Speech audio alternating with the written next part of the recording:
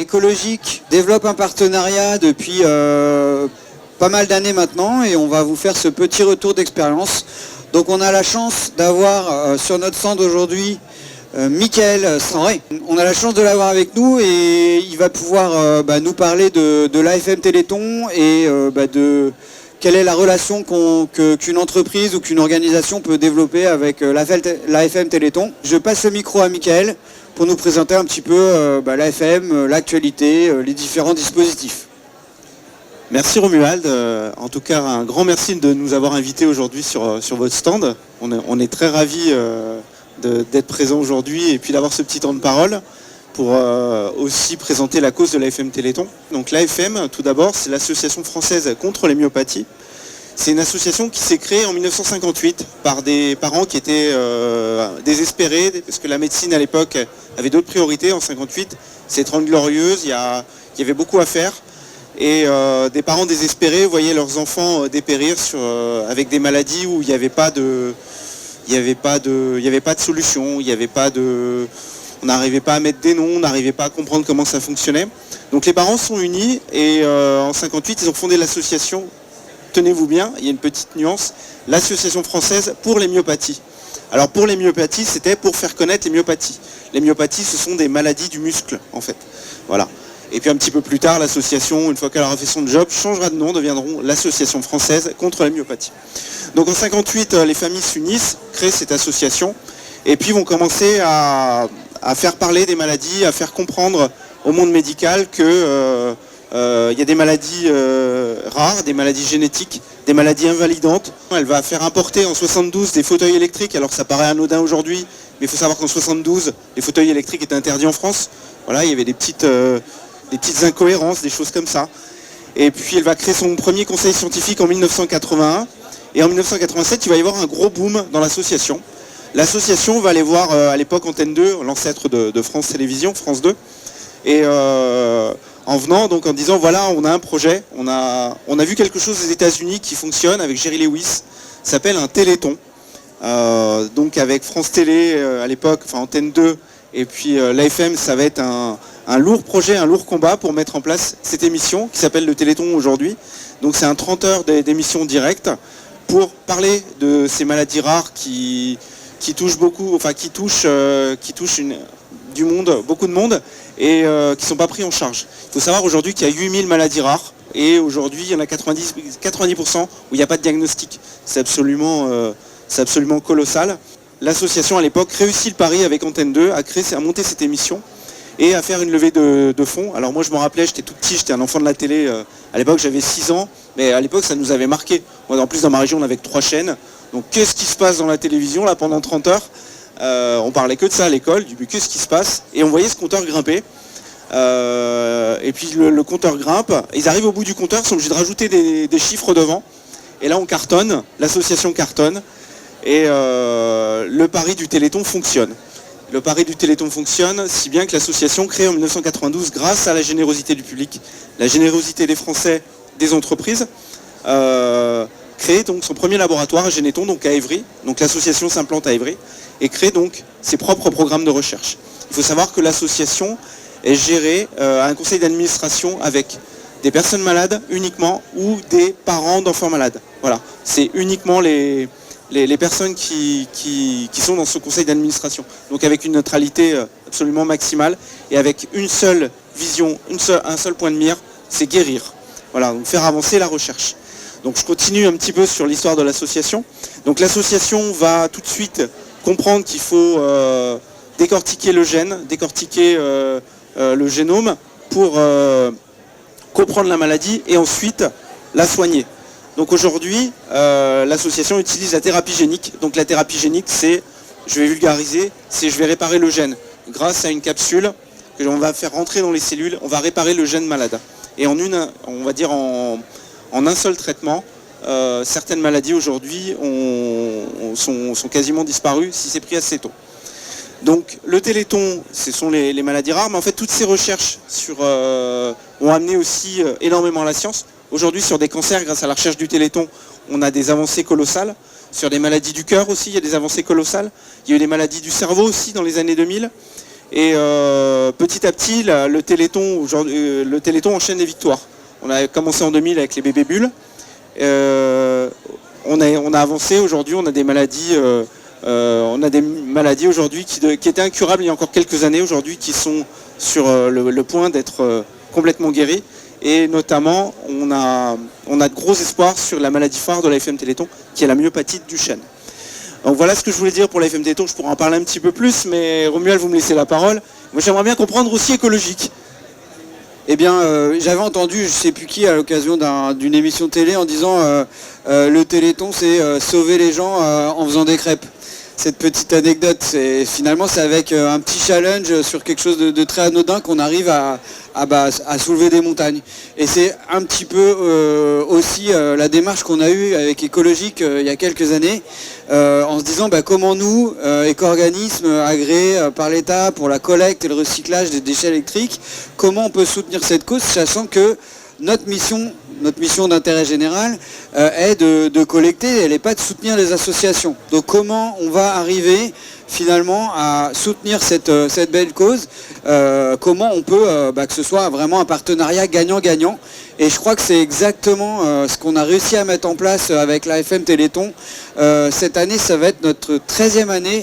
Depuis, on a collecté des milliers de tonnes de D3E avec un dispositif de collecte solidaire. On organise chaque année sur le dernier trimestre, du 1er octobre au 31 décembre, on organise ces collectes solidaires et on va, en fonction des performances de collecte, faire un chèque au Téléthon, comme le feraient les fabricants de crêpes, comme le font les fabricants de pizza, etc. Nous, notre sujet, c'était le déchet électrique électronique, donc on a mis ce produit au service de la FM Téléthon et on est très très fiers d'avoir pu mettre ça en place et surtout le tenir dans la durée. Comme je disais, c'est 13 années de partenariat et je crois avoir vu que en termes de soutien financier, on est autour de 350 000 euros, je crois, de soutien depuis ces années. Alors évidemment qu'il y a des partenaires qui font bien plus que nous, mais nous à notre échelle, et encore une fois, parce qu'on est une entreprise d'intérêt général et à but non lucratif, à notre échelle c'est beaucoup.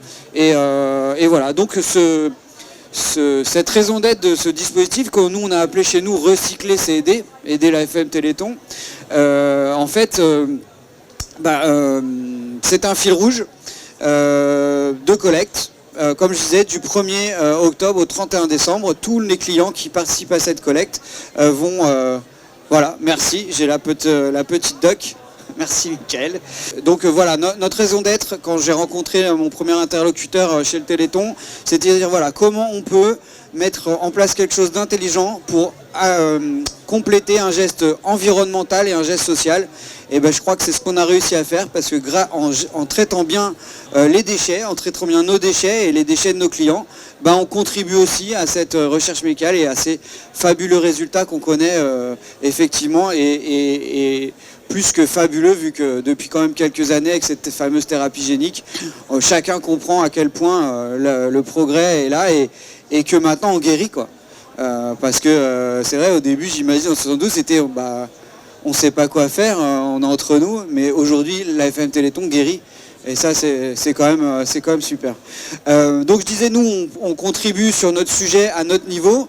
Mais est-ce que les entreprises, il y a beaucoup d'entreprises au Salon ProDurable qui mériteraient de venir un peu plus près pour nous écouter en ce moment. Comment on peut soutenir en tant qu'entreprise la FM Téléthon? C'est quoi être partenaire? Est-ce que tu as des exemples d'entreprises qui se mobilisent pour cette belle cause? Alors tout à fait, mais avant de répondre à ta question, je voulais remercier Écologique parce que tu l'as dit, 350 000 euros, alors tu dis ça paraît petit, depuis 2013, mais 350 000 euros c'est absolument colossal et voilà, vous pouvez pas, voilà, on va pas rougir, c'est vraiment fabuleux, c'est une très belle remontée de fonds. Nous on est très ravis de ce partenariat. Donc merci aussi aux entreprises qui contribuent avec Écologique sur la collecte de D3E. C'est vrai que ce partenariat, il avait démarré petit, il ne savait pas trop. J'ai regardé les archives, puisque moi à l'époque j'étais chez un autre partenaire. Et ça a démarré, il y a eu des visites de laboratoire et puis de fil en aiguille, il y a eu des choses qui sont montées, il y a eu une opération sur les sacs, j'ai vu, il y a eu, et puis cette collecte qui grossit d'année en année. Voilà, cette collecte qui grossit d'année en année. Donc encore merci et bravo pour ce partenariat. C'est vraiment du gagnant-gagnant comme vous le disiez. Alors aujourd'hui, effectivement, les associations, les entreprises peuvent collecter pour le Téléthon. Il y a différentes sortes. Et puis d'ailleurs, je sais que dans le salon, il y a certains de nos partenaires. J'ai vu La Poste, j'ai vu le Crédit Agricole, il y a Primark aussi. J'en ai vu quelques-uns donc qui n'ont absolument pas à rougir parce qu'on a des très beaux partenariats avec eux. Et en fait, le Téléthon, on ne veut pas changer l'ADN de l'entreprise. L'entreprise qui veut se mobiliser, elle a une liberté d'action qui est absolument propre à elle. On va pas changer les choses, on ne va pas casser les choses. Donc il y a des entreprises qui vont se mobiliser en faisant des petits déjeuners solidaires, en faisant de la mobilisation interne, en faisant faire du sport. Il va y avoir aussi des opérations produits partage. Donc c'est-à-dire sur je vends un produit X euros, eh bien un petit montant sera reversé à la FM Téléthon. Donc c'est vraiment divers et varié, mais vraiment chaque don compte. Donc il n'y a pas de mauvaise idée, ce qu'il faut vraiment c'est que ça reste dans l'entreprise, dans l'ADN de l'entreprise pour que ça fonctionne. Voilà. Donc sur le cas écologique, eh bien, on collecte des D3E, on collecte du matériel et puis on verse un petit pourcentage à l'AFM qui est, je vous dis, au résultat qui est absolument fabuleux. Voilà. Merci, c'est l'occasion pour moi de lancer ce dispositif 2025, recycler CED, l'AFM Téléthon 2025. En quoi ça consiste? On a un petit peu élargi parce que depuis ses débuts, on était à l'origine agréé exclusivement pour les équipements électriques et électroniques. Depuis écologique est agréé aussi pour les articles de sport et loisirs et pour les articles de bricolage et jardin qui ne sont pas que électriques, les articles motorisés thermiques. Et donc on a fait en sorte d'intégrer tous ces nouveaux univers pour augmenter la collecte, être encore plus performant pour ce challenge recyclé CED. Et donc c'est tout cet univers produit qui est concerné avec différents dispositifs, différentes modalités. La première, c'est que, comme je le disais tout à l'heure, on concentre cette collecte solidaire pendant tout le dernier trimestre de l'année. Et donc du 1er octobre au 31 décembre, tout ce qui est collecté via notre plateforme e-déchets.com donne lieu à un versement de 25 € tous les 100 kilos collectés. Et l'effort qu'a faire l'entreprise cliente, c'est simplement de mentionner Téléthon au moment où elle passe sa commande. Donc c'est un petit effort, mais c'est cet effort qu'on attend pour justement pouvoir engager au sein des entreprises. Alors en amont, on accompagne aussi ces entreprises pour leur proposer différents mobiliers de collecte qui leur permet de mettre ça en place sur leur site, in situ, et puis surtout pour matérialiser au sein de leur structure où se passe la collecte en fait. Là, le soutien au Téléthon, il commence souvent dans une boîte nous concernant, mais pas que, vu que, encore une fois, même nos clients récurrents vont, en faisant cette mention Téléthon, participer de manière précise pendant cette période.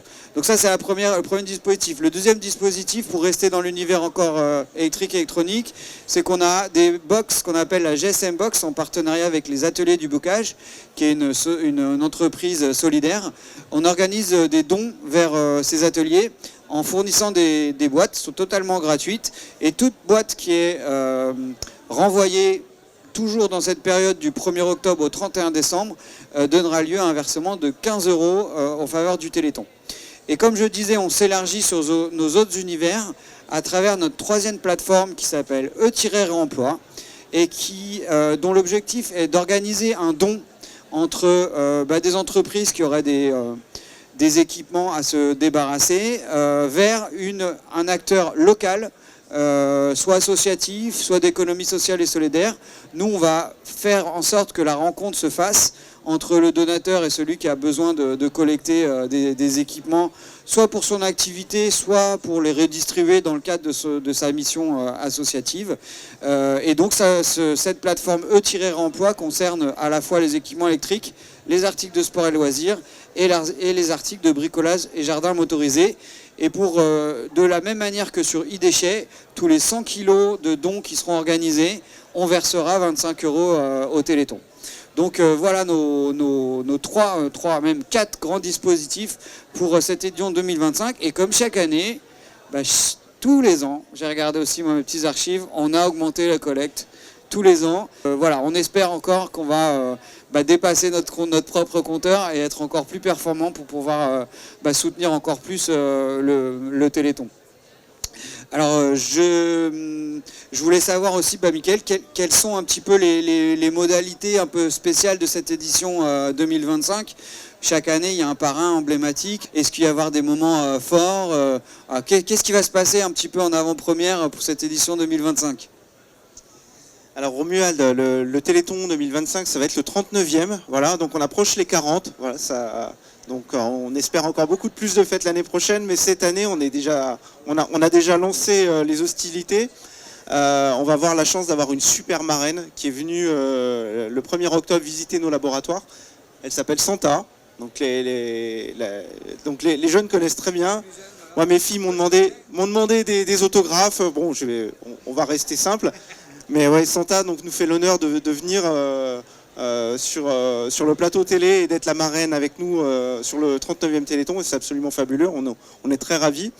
Donc le Téléthon 2025, ce sera les week-ends du 5 et 6 décembre prochain. Donc toujours sur un 30 heures de télévision, avec beaucoup d'animations en région. Il faut savoir qu'on a une commune sur 2 où il y a des animations Téléthon. Donc c'est le plus gros événement solidaire de France. Voilà, donc on est très fiers et on est ravis de cette mobilisation.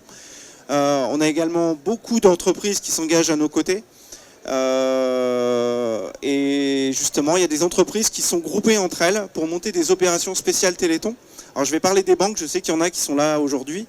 On a le Téléthon de la communauté financière où on a une grosse majorité de banques qui sont concurrentes entre elles, mais qui viennent ce soir-là, laissent tomber leurs petites affaires et viennent courir sur le Téléthon, donc au pied de la Tour Eiffel. Donc ils viennent ensemble pour la bonne cause. Et c'est absolument fabuleux de voir des corporations qui s'unissent sur la cause. Et puis il y a une autre opération aujourd'hui qui cartonne, c'est le Téléthon du bâtiment. Alors il faut savoir que dans le bâtiment aujourd'hui, si vous lisez l'actualité, c'est pas très glorieux. Mais le BTP a choisi le Téléthon pour penser un petit peu à autre chose. Et aujourd'hui, j'ai déjà une quarantaine d'entreprises qui sont mobilisées et qui vont créer 8 à 9 événements sur toute la France, dont Paris. Donc il va y avoir des choses sur Toulouse, des choses sur Bordeaux, des choses à Fougères, à Lyon, Arras aussi, Clermont-Ferrand et Lys-sur-la-Sorgue dans l'Est, dans le Sud-Est.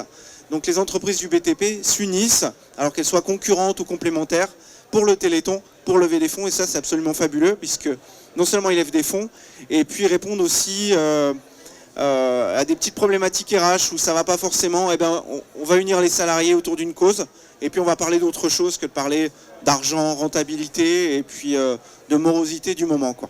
Donc ça, c'est absolument fabuleux. Le Téléthon, il va y avoir aussi beaucoup de déclinaisons, comme je vous l'ai dit, sur le terrain. On va avoir des choses autour du dancing. Et puis, on va avoir aussi beaucoup de choses à annoncer, des victoires. Si vous avez l'occasion de regarder les 30 heures, voilà, vous aurez l'occasion de découvrir tout ce qui s'est passé grâce à la générosité du public et à la générosité des entreprises. Voilà, Romuald. Merci Mickaël. Alors encore une fois, un grand merci d'être venu prendre un petit peu de temps. Je sais que ton temps est précieux et merci. Voilà, dans 58 jours ça commence. Un grand merci encore une fois, Ecologique est très très fier de soutenir cette belle cause et on compte sur vous.